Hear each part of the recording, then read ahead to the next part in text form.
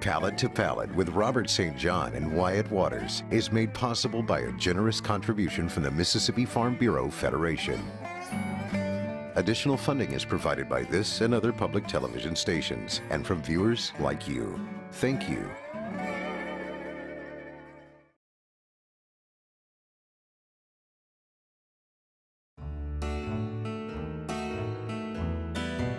Dude, they gave us a TV show. This is pretty cool. Can you believe it? They gave us a TV show. They have no idea what's coming. But I'll tell you what, it's going to be a blast. Because if you're going to get two guys to do a TV show about Mississippi, you couldn't pick two more enthusiastic cheerleaders than you and me. I'm an artist. I like to paint. I'm a chef. I'm a restaurateur. I like to eat. I love to eat. Getting to do food and art stuff, that's what we're about. That's true. I think I've done my job better than you've done your job. I don't know. I've done a pretty good starving artist. Yeah, that's true. We get to do it in Jackson, Mississippi now. So, you got the sonic boom. Mm-hmm. It's the capital city. You got great restaurants, excellent museums. And probably the most world-class potholes. Yeah, true.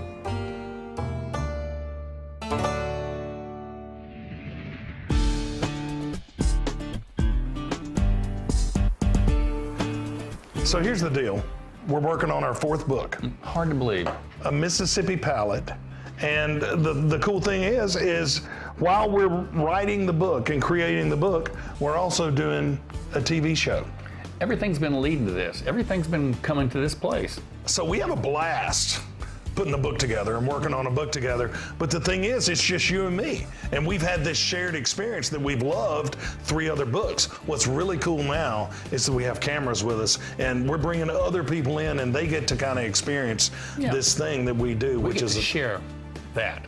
This is what I do all the time anyway. I drive around looking for things to paint, things that interest me, and invariably there are things that kind of resonate with the place where I grew up, which is Mississippi. It's really been your entire professional career is driving around and recording Mississippi. You have painted from A to Z, and in many instances you've been a chronicler of our history, and especially in Jackson, as they have kind of torn buildings almost down around you as you were painting, you were recording that history, which is a very important thing, and much different than photography or anything else. Seeing through your eyes, I think has been very important. It's been good for me because I've been there at the point when they had the wrecking ball literally hitting like the Lamar Theater. And every time, I couldn't see the ball, but every time it would hit that wall, these pigeons would fly and then would swing back and they'd go back and the ball would hit it again and they'd fly again. Did the pigeons make the painting? Oh yeah, the pigeons certainly made the painting.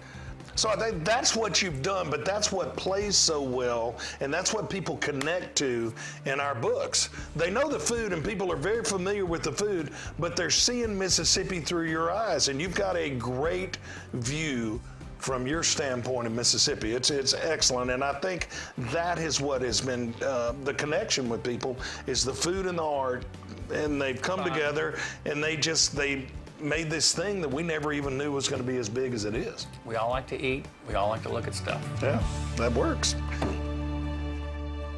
One thing is so important, and we're guilty in the South of not preserving a lot of our culture. A lot of times, it's been torn down around us, and you've been so great about painting those things before we lose them. And one of the coolest things in Jackson is that Ag Museum. And that's just what they're doing, too. Yeah. They're saving these things. And they're preserving that history. Yes, they are. Shall I say yes, they are?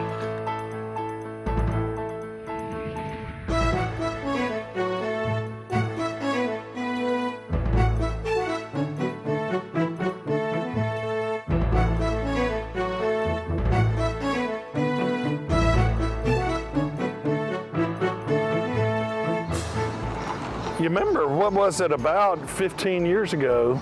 Oh, yeah. We came here. Mm-hmm. And what was going to be our first television show? It was going to be a Southern Palate TV show, and it was kind of this theme that we're working with now.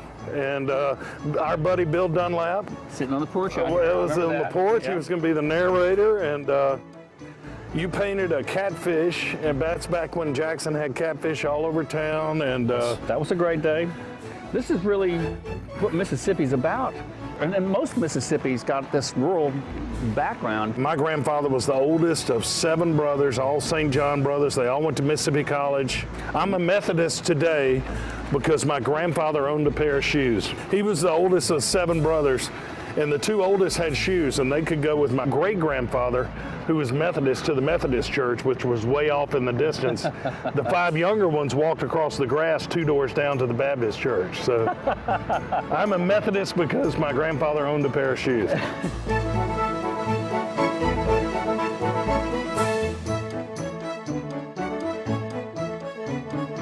Hey, let's check out the general store. Get some pop.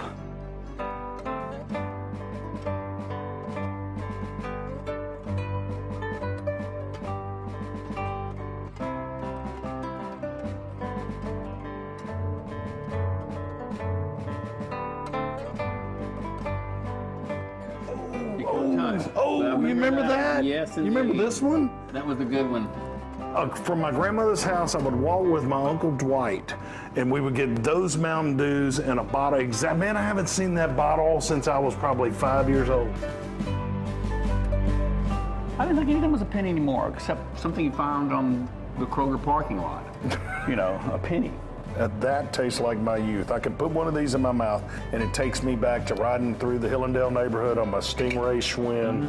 I would take all my allowance and spend it on sour apple Jolly Ranchers. It tastes like my youth, I'm just telling you. Are you a root beer guy? I'm a Barks root beer guy. Barks root beer guy.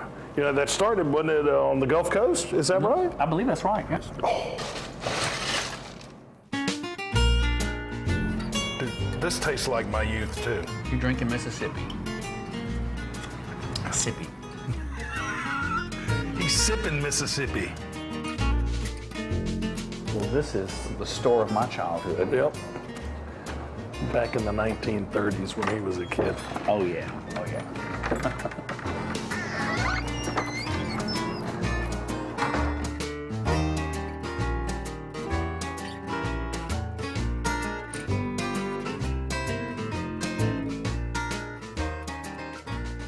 When I was like in high school and applying for jobs, they would have denomination on, you know, the forms you filled out, and I would write 10s and 20s over there.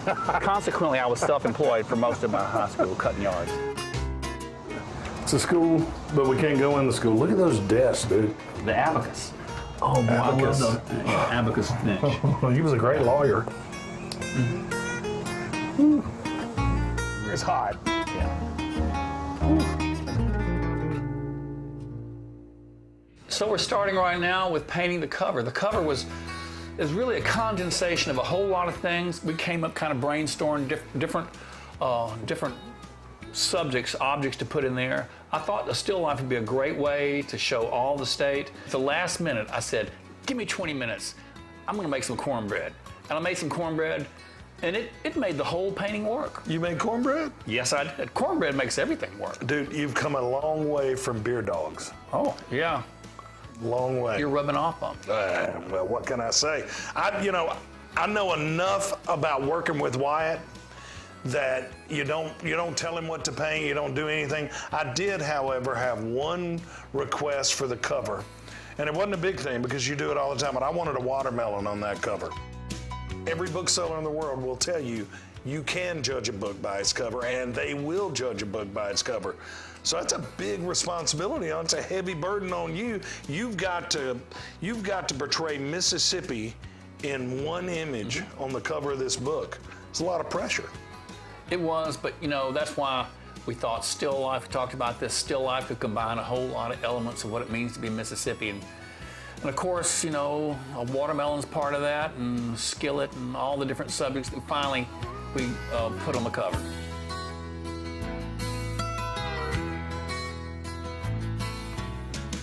Nobody paints watermelon like Wyatt Waters. Man, it's one of the first things. Early on, we connected with the Beatles and with music, and the next thing was, dude, that guy loves watermelon. He painted a lot of watermelon. The first one I remember was a peace sign watermelon. Peace sign watermelon. People, I think, know that we do these dual demos all over the country. Really, we've gone everywhere. And, I cook a 4-course meal out of one of our books, and you do a watercolor still life. And we were doing one in New York, really in the Flatiron district of Manhattan. And Wyatt wasn't sure if they were going to have a watermelon in New York City, the largest city in the country, with hundreds of fresh markets in every neighborhood. Wyatt Waters gets on the plane in Jackson. In his carry-on luggage, he has a Smith County watermelon. He carried it all the way up there. They somehow let him carry that watermelon on the plane. He got to New York. He walked all over Manhattan with the watermelon. But when it came time to do the dual demo, it was authentic. it was the perfect watermelon, and it was a Mississippi watermelon. There we were in the Flatiron district in Manhattan, and you painted a watermelon. That was fun.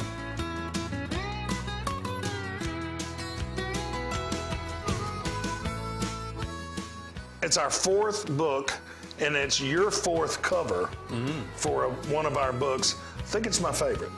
Thank you. A lot of pressure on that one. Sometimes it makes you rise. Well, you definitely rose to the occasion, and your cornbread rose. That's exactly right. At the end, the camera guys and I ate the watermelon and the cornbread. I didn't get any cornbread. Sorry.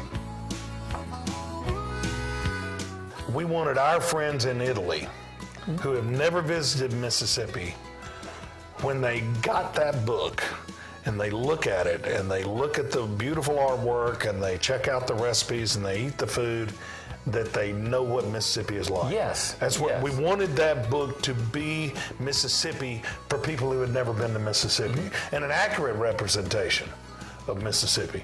And I think we nailed it. You know what the title of that painting was? What? One in a Melon. Oh, Pure Waters.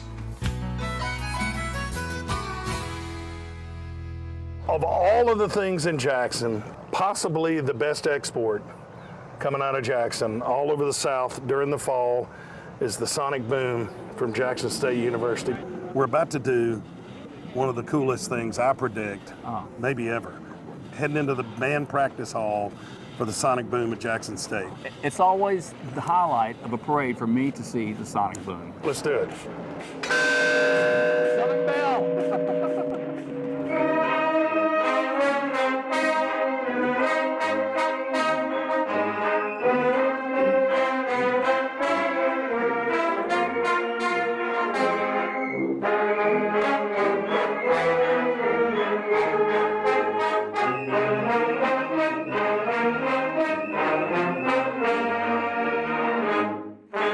Y'all are in the middle of practice and everything, and I want to take time, but what we want to do is say thank you. Sonic boom really means something. I walked in here and it hit us.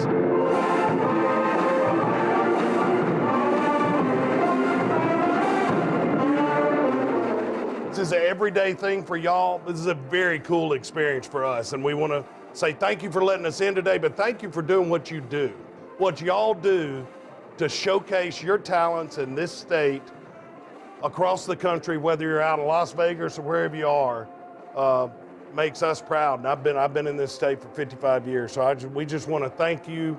We want to share with the rest of the country what we already know, and that's what a great band this is. People who are dedicated to music.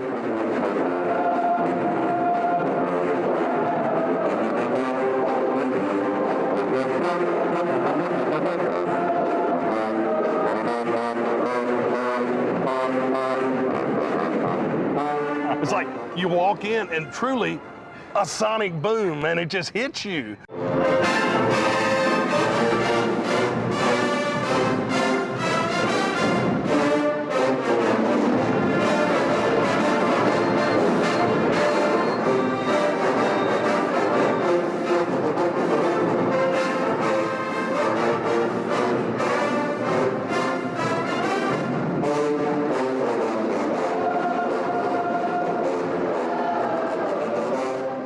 I've heard about, you know, you get the music, you feel it in your bones, but you really feel it in your bones, right. Literally. Right. And you have to. Everything that we play, we coach the students to feel everything that they play has to come from the heart. Very physical. Right. It's very physical, emotional. Very emotional.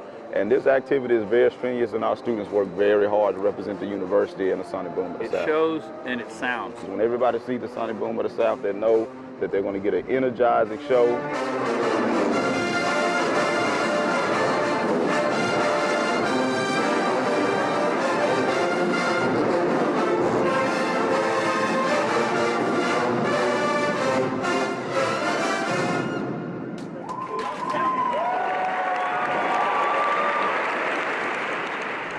Now this is the life. Yep, front porch sitting. We need to whittle. That's what you do, isn't it? You get a stick and you get a knife and we whittle. That's what Buddy Ebsen did on Beverly Hills. That's it. This shows kind of the rural heritage and the agricultural backstory of Mississippi, but in Jackson, you know, the culinary heritage is strong here, and it begins with Greek immigrant restaurateurs who really made this town what it is and put them on the culinary map. And it comes from the rotisserie, and that's where comeback sauce came from. That's right. Comeback was first served at the rotisserie, later dinners. From there, it spread out to the Mayflower, to the Elite. Do you say elite or elite? My mother says elite. Old Jackson says elite. Yeah. New people say elite. Well, after church, we almost always go eat a pot roast. But when we're coming downtown to shop, and that usually meant buying blue jeans. At McRae's, we would go and eat at the Elite. That is that first generation. That is the American dream. The restaurant business offers that for people. If I had one restaurant that was going to sum it up for me from the old generation, it would be the Mayflower. The second generation, I would say, would be Hal and Mal's. You know, there is a rich restaurant heritage in this town that now has spread. You know, I have strong memories of eating downtown. It was closer to McRae's is why we went, probably because we walked on the street, you know, get a park. The rolls at the Elite. Oh yeah, my mother steals the rolls. Puts them in a paper, you know, napkin, and she, of course they know she steals them. And I felt really bad about that. And then one day I went out and they were throwing all these rolls out at the end of the day because, you know, they can't feed everybody. Right. And I didn't feel so bad after that. Lucy's going to hate you for that. I know. Okay, this is barbecue and soul food, or fried chicken? Fried chicken. Okay, soul food. And all the trimmings. James Beard Award winning. That's right. Somebody called Jackson the capital of soul food in the South. You think is that the truth? It's the truth because we All right, that's it.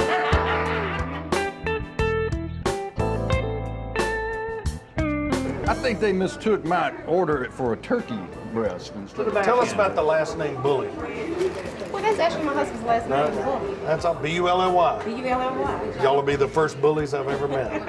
We only bully in the food. There you go. That's it. You're awesome. This is great stuff. All right. Man, we are set.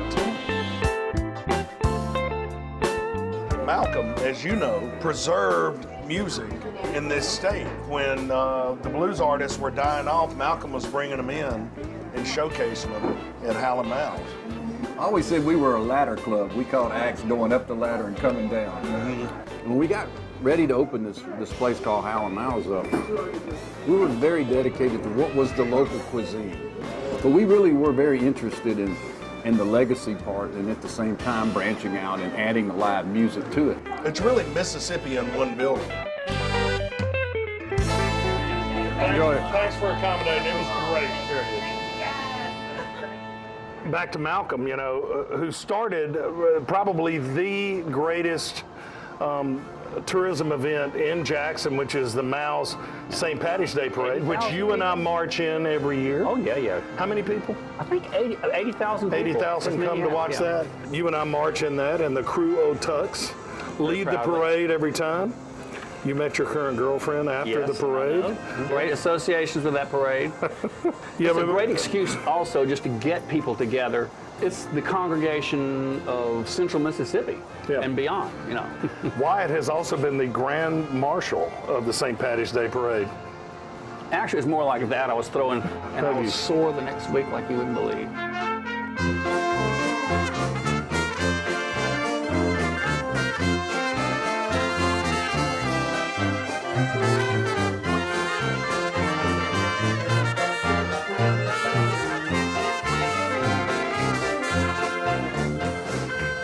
And has birthed another parade. Joe Connor Brown and the Sweet Potato Queens, who started in the Mao St. Patty's Day Parade, have now moved and started their own parade, the Zippy Dee Doo Dah Parade there in Fondren. It's a parade-rich town.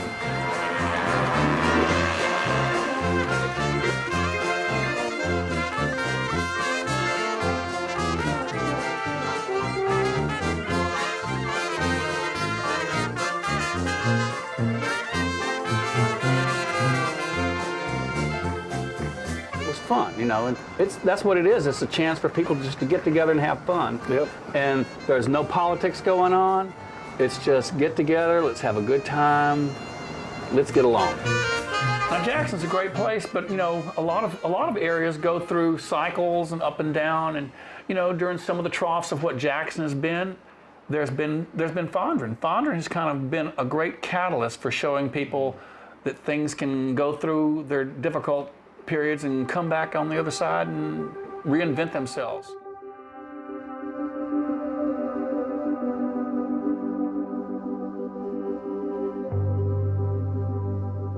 And the cool thing about it, and this is so Mississippi, is that the people in those neighborhoods rally around those neighborhoods and they fight for what they believe in that neighborhood and what they're going to build back, and people are investing money in those neighborhoods, and it just does your heart good when you're there. Yeah, it's contagious, and that's what the metro area and everybody needs. Wherever you are, you need to see somebody doing something good, and you think, well, I can do that. When you were a kid, did you go to Brent's and get a hamburger and fries? Yeah, I go in there. They've done a great job in Fondren bringing this area back. This is a cool little southern kind of enclave of hip restaurants and great shops, and there's art here. The central meeting place for you and me as we've worked on this book has been Pig and Pint. It's somehow me coming from Hattiesburg, you coming from Clinton, we've always just kind of met there in Fondren at Pig and Pint, and the timing's been right, and the barbecue's good too. Barbecue is the great meeting of minds. I think we can all agree on barbecue. I agree with that. And there's a method to this madness. Pressing good. There we go. The worm. We eat at Pig and Pint a lot. I dig Pig and Pint. It's good barbecue. Oh yeah. Some of my favorite barbecue up here in Jackson. It's one of the great things. It's not necessarily southern. Barbecue is very southern. Thank you. The food is here. Damn, that was fast. Passing the time. You ever done the worm crawl? It's on my diet.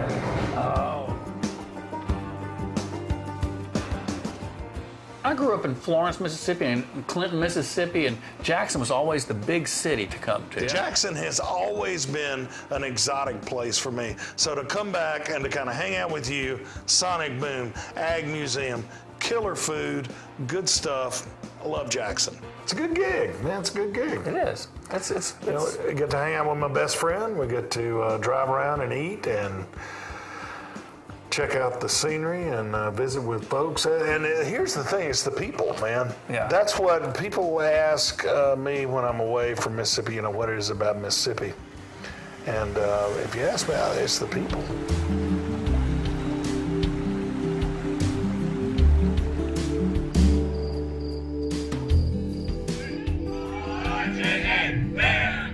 Morgan Freeman was in an interview once, and the interviewer says, you could live anywhere in the world. Why do you live in Mississippi?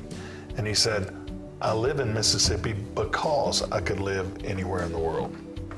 And then he followed it up with, I'd live here for the food alone. Now, That's an endorsement. I agree with that. He said it just feels like home. So whenever he comes back to Charleston in the Delta there, it just, it feels like home. I enjoy going to little places that I would, that I might drive past otherwise if I were just going somewhere else. I like driving and getting lost and finding all these little Mississippi secrets, little small towns. Mississippi is like one really large small town. Mississippi secrets, I like that. I think it's perfect that we got our start in Jackson. Episode 1, only place we could do it is in Jackson. But the cool thing is we got so many more great places to visit. Yes, this is the springboard for the rest of the state. Yep, here we come.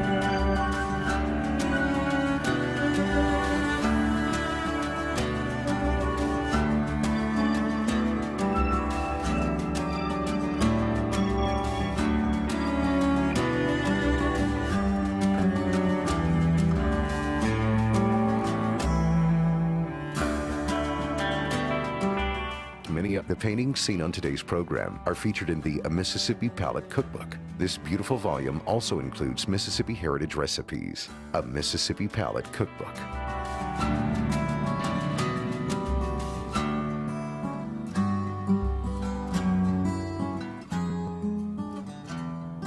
Palate to Palate with Robert St. John and Wyatt Waters is made possible by a generous contribution from the Mississippi Farm Bureau Federation. Additional funding is provided by this and other public television stations and from viewers like you. Thank you.